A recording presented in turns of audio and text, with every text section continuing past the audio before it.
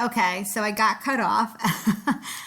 So if you finish watching that first video, we got up to the fourth example, and we got the point to be 2,4/5, and we got the slope to be 8/25. So we literally just got cut off at the very, very end, where now it's time to write the equation of the tangent line. So you use y minus y1 is equal to mx minus x1.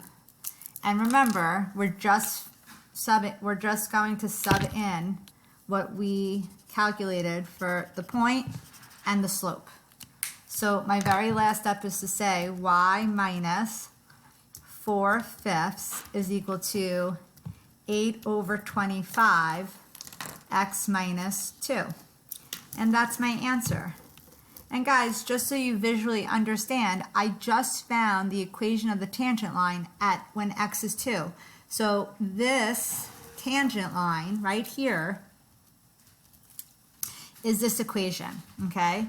And what you're going to see, like I said, I know that I'm just teaching you the mechanics, but what I want you to understand is eventually in AP Calc, we're going to be creating these tangent lines to decide if we are overestimating or underestimating. And it depends on where the equation, that tangent line lies, below the curve or above the curve.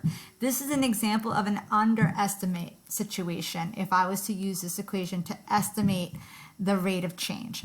All right, so hopefully you're understanding this. If you have any questions, email us, reach out. Your homework assignments posted. Remember, nothing's due till next week. Hope everyone has a nice holiday. Bye-bye.